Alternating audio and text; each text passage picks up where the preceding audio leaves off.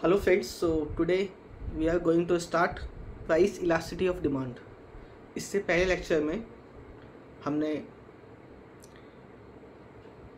Demand को बहुत अच्छे से पढ़ा। हमने डिमांड क्या होती है, क्वांटिटी डिमांडेड क्या होती है, डिमांड फंक्शंस क्या होता है, एक्सटेंशन कॉन्ट्रैक्शन ऑफ डिमांड क्या होता है, शिफ्ट एंड चेंजिंग डिमांड का क्या होता है, and then law of demand. So इस चैप्टर में हम स्टार्ट करने वाले हैं प्राइस इलास्टिसिटी ऑफ डिमांड। अगर आपको ये वीडियो अच्छे लग रहे हैं तो प्लीज़ हमारे चैनल को सब्सक्राइब करें, वीडियोस को लाइक करें एंड से अपने फ्रेंड के साथ शेयर करें। सो स्टार्ट करते हैं। सो topic is price elasticity of demand. देखिए, लॉ ऑफ डिमांड क्या कहता था कि all the other things being equal, price अगर इंक्रीज करेगा तो डिमांड डिक्रीज करेगी, प्राइस डिक्रीज करेगा तो डिमांड इंक्रीज करेगी। लेकिन ये जो प्राइस इंक्रीज होने से डिमांड कितनी डिक्रीज करेगी, ये हमको इलास्टिसिटी बताती है। यानी कि प्राइस में चेंज होने से डिमांड में कितना ज़्यादा चेंज होगा, जितना ज़्यादा चेंज होगा उतनी ज़्यादा इलास्टिसिटी होती है। सो स्टार्ट करते हैं। जो इलास्टिसिटी ऑफ डिमांड होती है तीन तरह की है। First one is price elasticity of demand. ये क्या कहती है? When there is a change in quantity demanded is measured with respect to change in on price of commodity, it is called price elasticity of demand. यानी कि जब Px में change होने से, Px में चेंज होने से, प्राइस में चेंज होने से Dx में चेंज होगा, डिमांड में चेंज होगा, तो उसको हम कहेंगे प्राइस इलास्टिसिटी। नेक्स्ट है इनकम इलास्टिसिटी। इनकम इलास्टिसिटी क्या है? जब डिमांड में चेंज किसकी वजह से होगा? इनकम की वजह से, तो उसको हम इनकम इलास्टिसिटी कह देंगे। यानी कि यहाँ पे हम y का dx के साथ रिलेशनशिप देखेंगे। And third one is cross elasticity. Cross elasticity क्या होती है? जब यहाँ पे चेंज होता है डिमांड के अंदर, किसकी वजह से? With respect to change in price of the other commodity. यानी कि x कमोडिटी के प्राइस में चेंज होने से अगर y कमोडिटी की डिमांड में कुछ चेंज हो रहा है, then it is called cross elasticity of demand.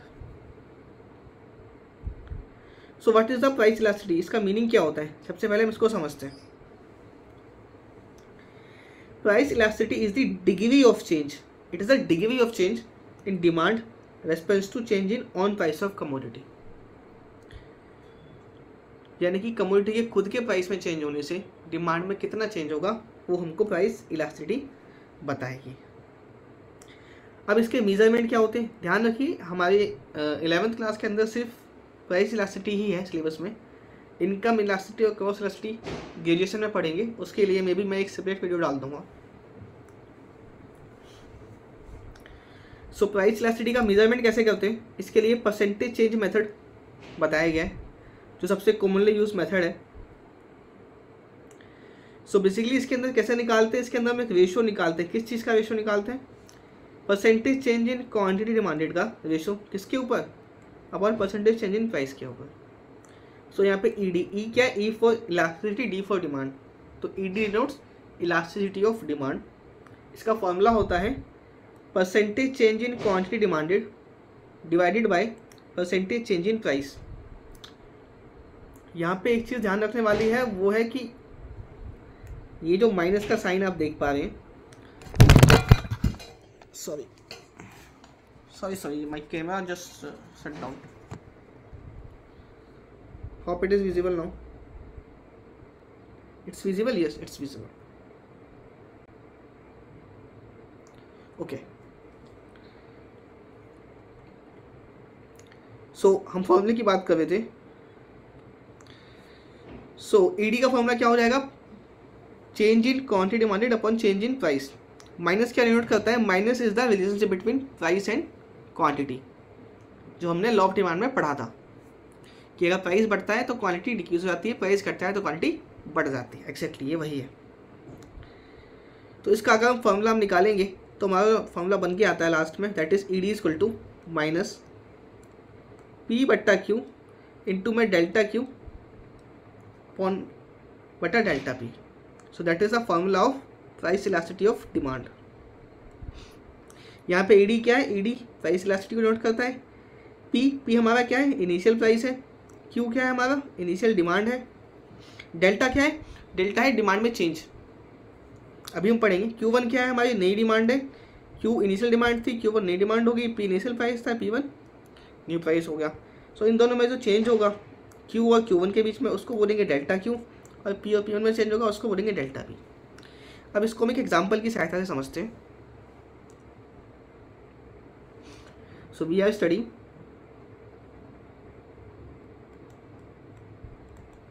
Price elasticity of demand.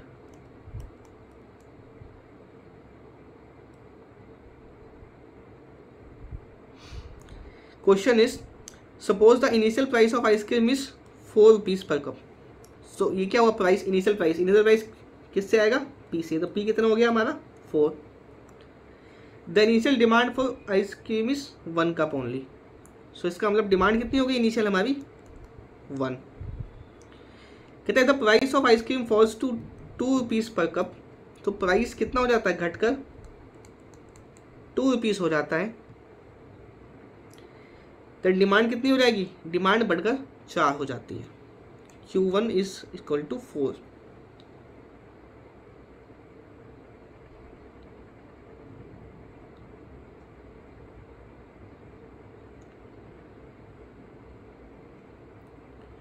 Q1 कितना हो गया हमारा 4 हो गया।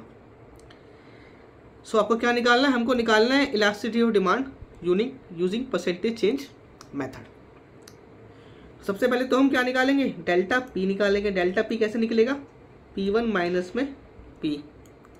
तो 2 माइनस में 4 इक्वल टू कितना आ गया, माइनस का 2। सिमिलरली हम डेल्टा Q निकालेंगे। डेल्टा Q कैसे निकलता है, Q1 माइनस में Q। सो 4 माइनस में 1 इज इक्वल टू 3 आ गया। नाउ फॉर्मूला क्या होता है ED का, इलास्टिसिटी ऑफ डिमांड क्या होती है, माइनस P बट्टा Q इंटू में delta Q upon delta P। तो इस फॉर्मूले को हम कंटिन्यू करते हैं। माइनस का P कितना है हमारा, P हो गया 4, Q कितना हो गया, Q हो गया 1, डेल्टा Q कितना आया है 3, और डेल्टा P कितना आया है माइनस का 2। So if we cut this, 2 1s are 2, 2 2s are 4, 3 2s are 6, और ये माइनस माइनस प्लस हो जाएगा। तो 6 will be our answer. So our price elasticity क्या हो जाएगी हमारी, 1 से ज़्यादा हो जाएगी। सिमिलरली अगला क्वेश्चन देख लेते हैं एक बार, इसको यहीं पे सॉल्व कर लेते हैं। Price of good is 5, consumer price 20। Price कितना हो गया P हो गया हमारा 5, यूनिट कितनी है 20, तो Q हो गई हमारा 20। प्राइस इंक्रीज 7, प्राइस कितना हो गया, बढ़कर 7 हो जाता है। क्वांटिटी परचेज चेंजेस टू 12, तो क्वांटिटी कितनी हो जाती है 12 हो जाती है। हमको क्या बोला, हमको बोला प्राइस इलास्टिसिटी निकालना है। किससे निकालना है, परसेंटेज चेंज मेथड से निकालना है। तो पहले आप डेल्टा P निकालिए। डेल्टा P कैसे निकलेगा, P1 माइनस P। 7 माइनस 5 कितना आ गया, 2 आ गया। डेल्टा Q निकालिए, ये कैसे निकलेगा, Q1 माइनस Q यानी कि 12 माइनस 20, तो माइनस का 8 आ गया। अब हम फॉर्मूला लगाते हैं, ED इक्वल टू वही हो जाएगा, माइनस P बट्टा Q इंटू में delta Q upon delta P। सो P कितना था हमारा 5, यहाँ आ गया 5, Q आ गया 20, डेल्टा P कितना था हमारा, यहाँ निकाला हमने 2, और डेल्टा Q हमारा ऊपर आया था माइनस का 8। सो वी सब्ट्रैक्ट 5 5 4 जा 20, 2 1 जा 2, 2 4 जा 8, 4 डिवाइडेड बाई 4, ये आ जाएगा आपका आंसर, आ जाएगा 1। सो इस तरीके से एग्जाम में अगर क्वेश्चन आता है, सो हम इस तरीके से इसको प्रैक्टिकल क्वेश्चन को सॉल्व कर सकते हैं। अंडरस्टूड है।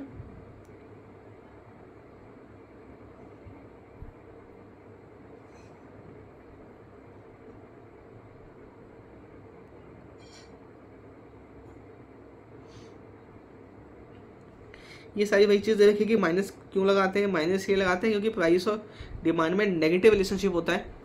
अगर लॉ ऑफ डिमांड जहाँ पे नहीं लग रहा, उन कमोडिटी का हम इलास्टिसिटी निकालेंगे तो वहाँ पे माइनस नहीं लगाएंगे। लॉ ऑफ डिमांड मैंने 3 केस बताए थे, आर्टिकल ऑफ डिस्टिंक्शन में नहीं लगता, गिफ्ट इन गुड्स में नहीं लगता, एंड द कंज्यूमर कि अवेयरनेस नहीं होती तब नहीं लगता।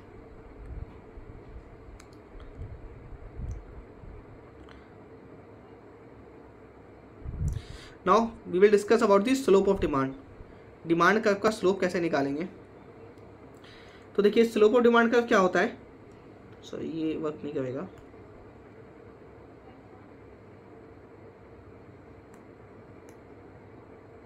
Slope of demand curve shows total changes or absolute changes in quantity demanded in relation to absolute changes in on price of commodity.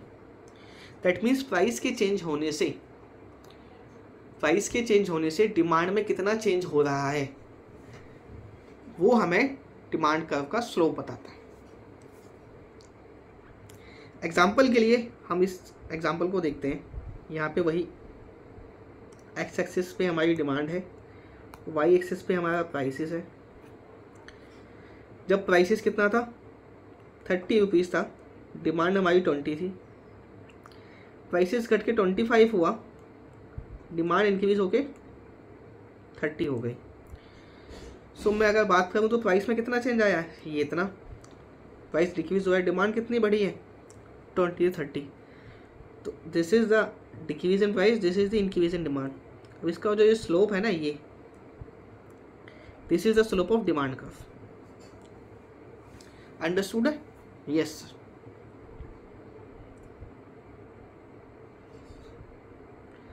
तो स्लोप ऑफ डिमांड कर्व हम कैसे निकालेंगे? Delta P upon delta Q. Delta P भी में कितना change आया था बेटा प्राइस में 5 का, और क्यू में कितना चेंज आया है 10 का। तो स्लोप कितना निकल जाएगा?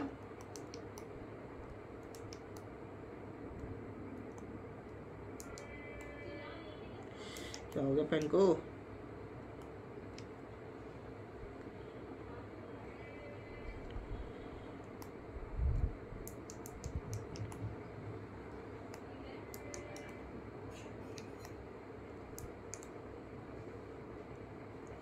Sorry, my pen is not working. Just take 1 minute only.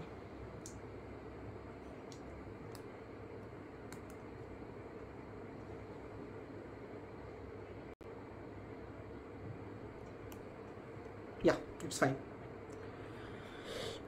So it will be -1/2. तो डिमांड कर्व के अंदर जो डेल्टा पी और डेल्टा क्यू होता है, इसको अगर रिवर्स कर देंगे क्यू बटा पी को, पी बटा क्यू, तो ये हमारा डिमांड कर्व का स्लोप हो जाता है। सो ईडी क्या हो जाती है हमारी? ईडी हो जाती है -1 बटा slope into P by Q. This is our formula of elasticity of demand. Understood है? Yes sir. अब बात करते हैं हम distinctive situation of elasticity of demand, कि हमारा जो डिमांड कर्व होता है वो 5 तरीके से बनता है। कितने तरीके से बनता है? 5 तरीके से। So first one is horizontal straight demand curve. देखिए जब हमारी डिमांड परफेक्टली इलास्टिक होती है, परफेक्टली इलास्टिक का मतलब है जब प्राइस में कोई भी चेंज नहीं हो रहा और डिमांड में इनफाइनाइट चेंज हो रहा है, ये प्राइस में बिल्कुल ज़रा सा चेंज होता है और डिमांड में इनफाइनाइट चेंज होता है, तो उसको हम बोलते हैं परफेक्टली इलास्टिक डिमांड। तो प्राइस मेरा 4 है, डिमांड पहले कितनी थी? 4 पे मेरी डिमांड 10 रुपीज़ थी, पॉइंट हुआ यहाँ पे। प्राइस अभी भी 4 है, डिमांड 20 हुई, प्राइस अभी भी 4 है, डिमांड 30 हो गई। तो इन सारे पॉइंट्स को मिला के जो बनेगा, ये जो कर्व बनेगा मेरा,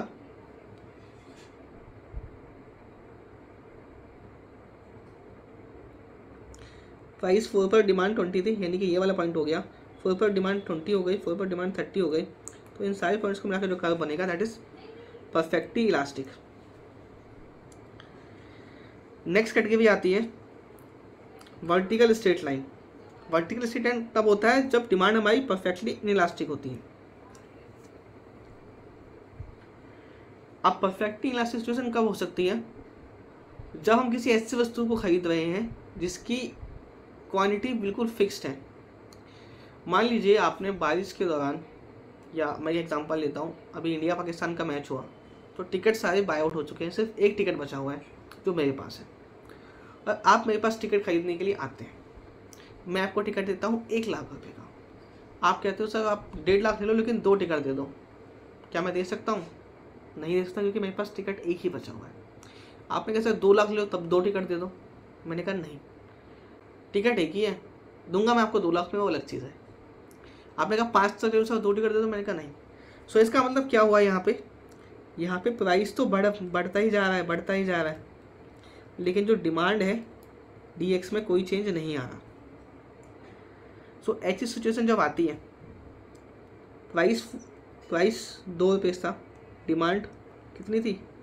4 ही थी, प्राइस 4 रुपये, आपने 4 लाख रुपये दिए टिकट की तब भी डिमांड 4 ही हो पाई, 6 लाख रुपये थी तब भी डिमांड 4 ही हुई। तो डिमांड में कोई चेंज नहीं आया। दैट मीन्स ये क्या हो गया, ये आपका परफेक्टली इन इलास्टिक डिमांड हो गई। तो यहाँ पे इसको ED = 0 से डिनोट करते हैं, परफेक्टली इलास्टिक ED इनफाइनाइट से डिनोट करते हैं, परफेक्टली इलास्टिक को ED = 0 से डिनोट करते हैं।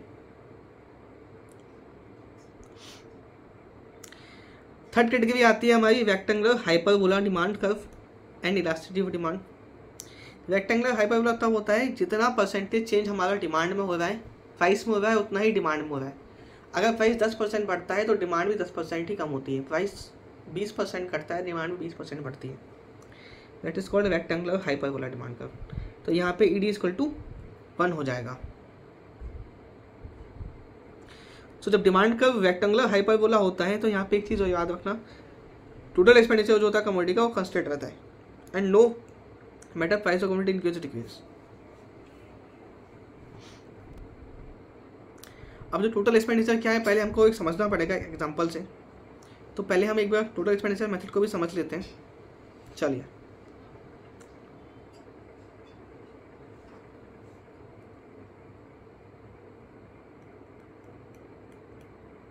Total expenditure method.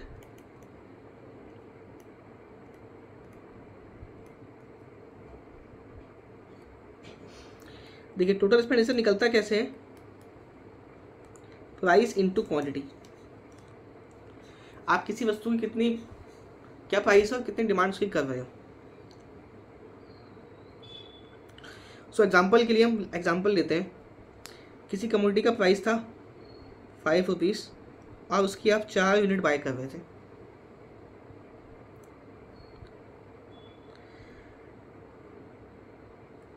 Total expenditure कितना हो गया, 20 हुआ। अब अगर प्राइस हमारा बढ़ जाता है, प्राइस बढ़ के हो जाता है मान लीजिए 7 रुपये, आपकी डिमांड कितनी होती है, डिमांड आप करते हो 3 की, टोटल एक्सपेंडिचर कितना हो गया, 21 हुआ।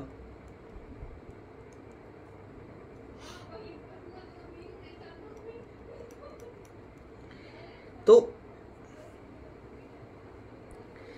प्राइस में इंक्रीज आया, टोटल एक्सपेंडिचर भी इंक्रीज हुआ, इसको बोलेंगे ED क्या है, यहाँ पे हमारी ED = 1। अगर हमारा प्राइस घट जाए, मान लीजिए प्राइस हो जाता है 4 रुपये और आप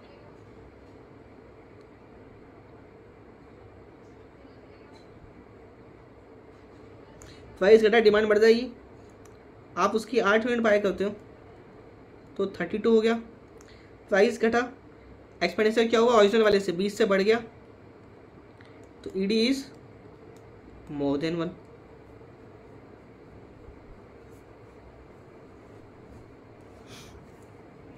बट अगर मान लीजिए प्राइस घटकर 4 रुपये होता और डिमांड आप 5 यूनिट की करते, ED कितना आता, 20। कोई चेंज आया, टोटल एक्सपेंडिचर में कोई चेंज नहीं आता, तो यहाँ पे ED = हो जाता होगा। तो कहने का मतलब क्या हुआ, अगर कमोडिटी के प्राइस में और टोटल एक्सपेंडिचर में पॉजिटिव रिलेशन हो, प्राइस बढ़ रहा है, एक्सपेंसेस भी बढ़ रहा है, ED क्या हो जाएगी, <1 हो जाएगी। प्राइसेस घट रहा है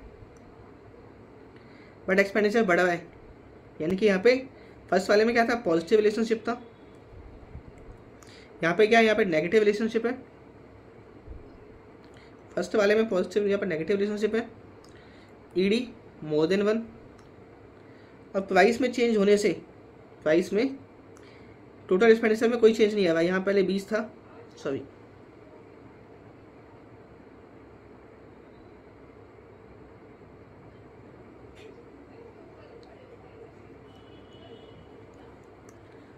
पहले 20 था, अभी भी 20 ही है, तो ईडी क्या हो जाएगा, डिमांड क्या हो जाएगी, डिमांड 1 हो जाएगी। तो जब टोटल एक्सपेंडिचर में कोई चेंज नहीं आता तो डिमांड क्या होती है हमारी, डिमांड हमारी 1 रुपीज़ होती है, 1 होती है।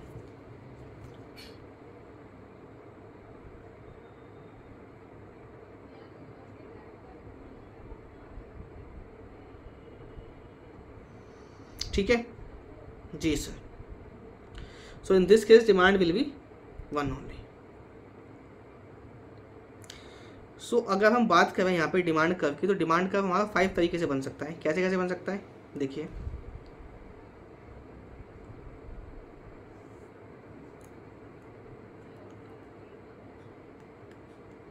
सॉरी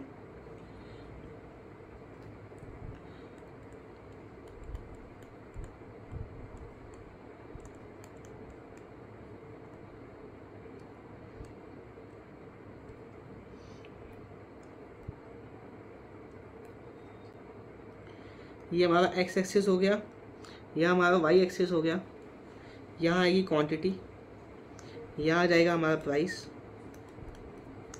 फर्स्ट केस जो हमने पढ़ा था कि प्राइस में कोई चेंज नहीं हो रहा, प्राइस फिक्स है हमारा, डिमांड बढ़ती जा रही है, बढ़ती जा रही है, तो this is your our first case.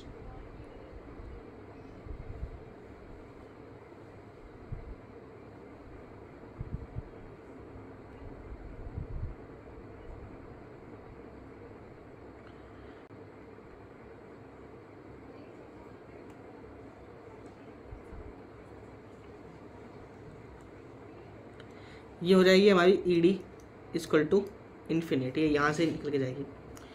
Second case हमारा क्या था, जब प्राइस में चेंज तो हो रहा है बट डिमांड हमारी फिक्स है, तो इसको हम बोलते हैं ईडी इक्वल टू 0। प्राइस में कोई चेंज नहीं हो रहा, डिमांड सॉरी प्राइस में चेंज हो रहा है बट डिमांड में कोई चेंज नहीं हो रहा, ईडी इक्वल टू 0।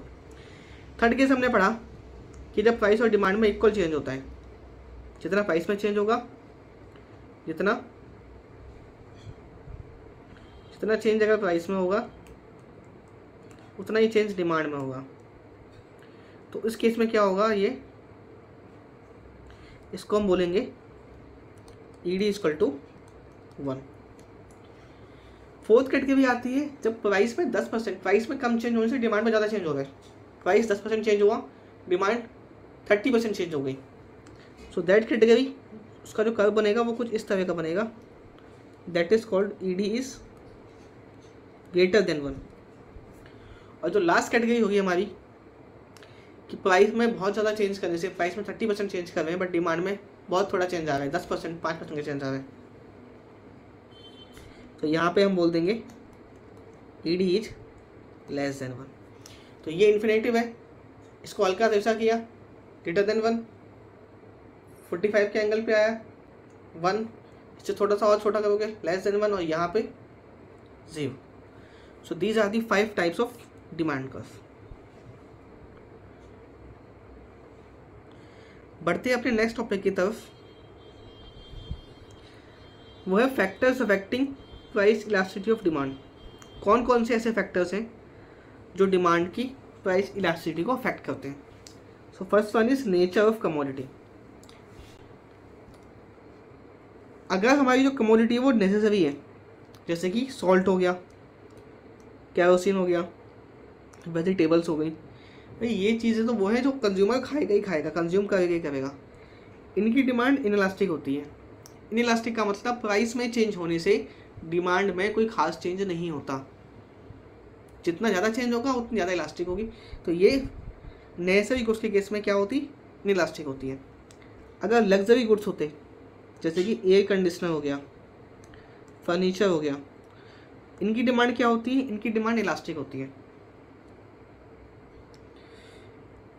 अगर एसी के प्राइसेस एकदम से घट जाए, 5,000 भी घट जाए, तो जो लोग कूलर यूज़ करते थे वो भी एसी यूज़ करने लगेंगे, तो दैट मीन्स क्या होगा, प्राइस में डाउनफॉल आने से डिमांड में काफ़ी ज़्यादा चेंज आएगा, काफ़ी ज़्यादा इंक्रीज आएगा। इसका मतलब इनकी डिमांड इलास्टिक होगी।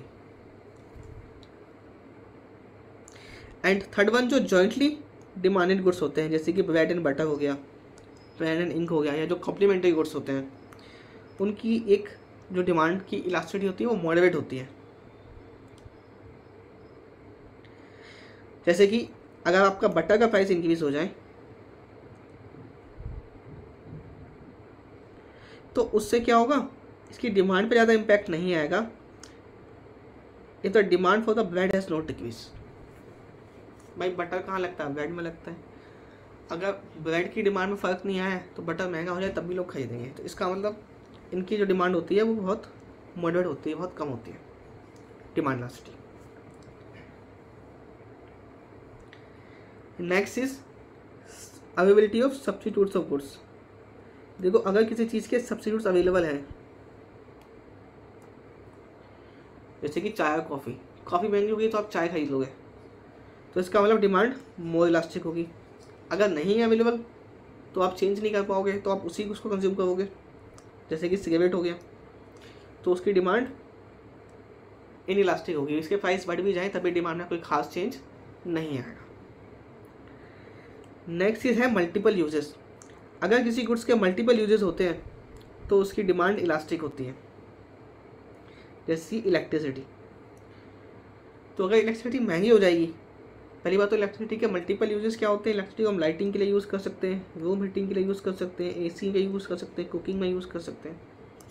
सो अगर इसके प्राइसेस इंक्रीज हो जाएंगे तो आप इनका यूज़ कम कर दोगे, इनका कुछ रिस्ट्रिक्टेड यूज़ करोगे कि भाई एसी नहीं चलाते, चलो सिर्फ पंखा चला लेते हैं, या लाइटिंग थोड़ी कम रखते हैं, रूम हीटिंग नहीं करते। सो उस केस में इनकी डिमांड क्या हो जाएगी, ज़्यादा इलास्टिक हो जाएगी। नेक्स्ट है पोस्टपोनमेंट ऑफ यूज़। अगर किसी गुड्स के कंजम्पशन को आप पोस्टपोन कर सकते हो तो उसकी डिमांड क्या हो जाएगी, इलास्टिक होगी। जैसे कि हम रेजिडेंशियल हाउसेस की बात करें, मान लीजिए रेजिडेंशियल प्रॉपर्टी के प्राइसेस बढ़ रहे हैं, तो आपको आप घर खरीदने का सोच रहे थे, बट आपको लग रहा है कि अभी प्राइसेस बहुत ज़्यादा है, अभी ओवर प्राइस है, कुछ टाइम के बाद प्राइसेस डाउन होंगे एंड देन आप उसको खरीद पाएंगे। सो इन दैट केस क्या होगा,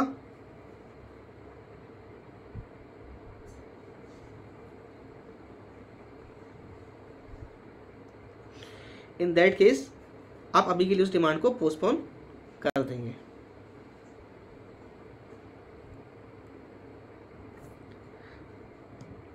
next income level of buyer. अगर बायर जो है आपके वो हाई एंड कंज्यूमर है, जिनका हाई लेवल ऑफ इनकम होता है, तो उनको प्राइस चेंज होने से कुछ ज़्यादा फर्क पड़ता नहीं है, इसलिए उनकी डिमांड की इलास्टिसिटी क्या होती है, लो होती है। जैसे कि हम बात करें अगर लग्जरी कार्स की, लग्जरी कार कौन खरीदता है, जो मल्टी मिलियनर होते हैं।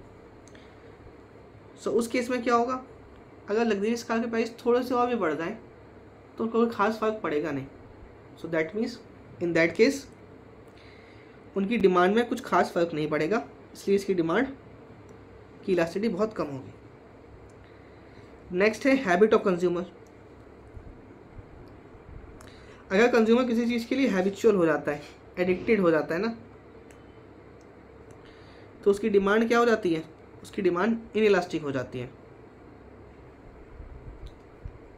जैसे कि सिगरेट, लिक्वर, ये कितने भी महंगे हो जाएं, लोग जरूर खाएंगे पिएंगे। इसका मतलब इनमें प्राइस में चेंज होने से डिमांड में कुछ खास चेंज नहीं होगा।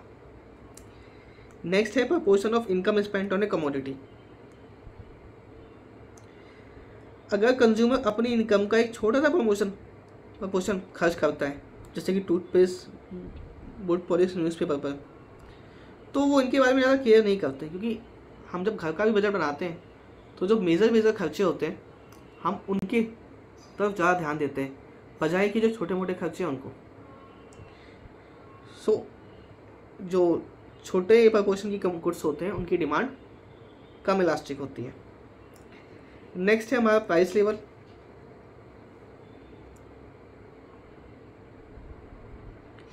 अगर कोई गुड्स है जिसका प्राइस बहुत कम है, जैसे कि माचिस, ₹1 की आती है, या ठन्नी की आती थी ₹1 की आती, वो ₹2 की भी हो जाएगी, तब भी उसकी डिमांड में कुछ खास फर्क नहीं आएगा, क्योंकि उसका प्राइस का लेवल पहले से ही बहुत कम है। सो इसका मतलब अगर प्राइस लेवल ज़्यादा होगा तो डिमांड ज़्यादा इलास्टिक होगी, प्राइस लेवल कम होगा तो डिमांड कम इलास्टिक होगी। Last one is time period. किसी भी गुड्स की डिमांड शॉर्ट पीरियड में इनइलास्टिक होती है और लॉन्ग पीरियड में ज़्यादा इलास्टिक होती है, क्योंकि लॉन्ग पीरियड में हम अपनी हैबिट्स को चेंज कर सकते हैं। जैसे मान लीजिए कोई एक पर्सन सिगरेट पीता है, तो वो डेली की 10 सिगरेट पीता है, सिगरेट के प्राइस बढ़ भी जाएं तो भी 2 दिन के अंदर वो अपने कंजम्पशन को कम नहीं कर सकता, लेकिन धीरे धीरे सिगरेट अगर वो छोड़ना चाहता है तो वो डेली के जो कंजम्पशन है उसको 10 से 8, 6, 4 पे ला सकता है। So that means longer period में डिमांड ज़्यादा इलास्टिक होगी, शॉर्ट पीरियड में कम इलास्टिक होगी। With this we end our chapter. So इसके अंदर हमने क्या क्या पढ़ा? हमने पढ़ा टोटल एक्सपेंडिचर क्या होता है, प्राइस इलास्टिसिटी क्या होती है, एंड देन कौन कौन से फैक्टर्स हैं जो हमारी प्राइस इलास्टिसिटी को अफेक्ट करते हैं। I hope you like the video, and if you like the video, please subscribe our channel and share the video with your friends. Thank you.